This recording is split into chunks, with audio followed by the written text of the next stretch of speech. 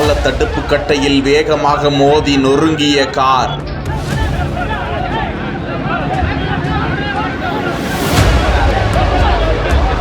இடிபாடுகளுக்குள் சிக்கிக்கொண்ட தாய், தந்தை, மகள். வெகு நேரமாக போராடி தாயையும் மகளையும் மீட்ட மக்கள். முயன்றும் முடியாமல் இறந்து போன தந்தை. மருத்துவமனையில் தாயும் பலி. அம்மா எங்கே என கண்ணீரோடு படுகாயத்தில் துடித்து வரும் மகள்.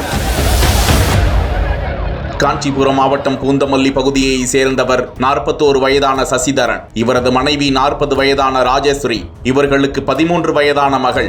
மூவரும் ஒரு காரில் பழனி நோக்கி புறப்பட்டு காரை ஓட்டிச் செல்ல கார் திருச்சி திண்டுக்கல் தேசிய நெடுஞ்சாலையில் அஞ்சாலிகளம் அருகே சென்று கொண்டிருந்த போது ஓட்டுநரின் கட்டுப்பாட்டை இழந்து சாலையோரத்தில் உள்ள பால தடுப்பு கட்டையில் மோதி பள்ளத்தில் கவிழ்ந்து கார் நசுங்கி இடிபாடுகளுக்குள் 3 பேரும் சிக்கி அலறுகிறார்கள். விபத்தை பார்த்து பதைத்து போன மக்கள் ஓடி வந்து பார்த்தபோது இடிபாடுகளுக்குள் படுகாயத்துடன் சிக்கிக் கொண்டிருந்த மூவரையும் கடின முயற்சி மேற்கொண்டு மீட்க முயன்றனர். தாயையும் மகளையும் மீட்டு மணப்பாறை அரசு மருத்துவமனைக்கு வேகமாக அனுப்பி வைத்தனர். ஆனாலும் சசிதரன் இடிபாடுகளுக்குள் சிக்கிக் கொண்டதால் அவரை உடனே மீட்க முடியவில்லை. நூற்றுக்கணக்கான மக்கள் திரண்டு மருத்துவர்களும் அங்கு வரவழைக்கப்பட்டு உயிருக்கு போராடி கொண்டிருந்த சசிதரனுக்கு குளுக்கோஸ் போட்டு அவசர சிகிச்சையை காருக்குள்ளேயே வழங்கினர். தொடர்ந்து காரை பள்ளத்தில் இருந்து சாலை பகுதிக்கு தூக்கி வந்து காரை உடைத்து சுமார் 1 மணி நேர போராட்டத்திற்கு பிறகு சசிதரனை ஏற்கனவே உயிரிழந்து விட்டதாக தெரிவித்து விட்டனர்.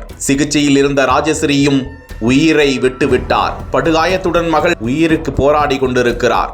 அந்தோ பரிதாபம் என இந்த நிலைமையை பார்த்த மக்கள் கண்ணீர் விட்டனர். இந்த சம்பவம் குறித்து மணப்பாறை தீயணைப்பு துறையினருக்கு தகவல் கொடுத்தும் நீண்ட நேரத்திற்கு பின்னரே தீயணைப்பு துறையினர் வந்ததால் தீயணைப்பு துறையினருடன் கடுமையான வாக்குவாதத்தில் ஈடுபட்டனர். இதையடுத்து போலீசார் பொதுமக்களை சமாதானம் செய்து வைத்து விபத்து குறித்து வழக்கு பதிவு செய்து விசாரித்து வருகிறார்கள்.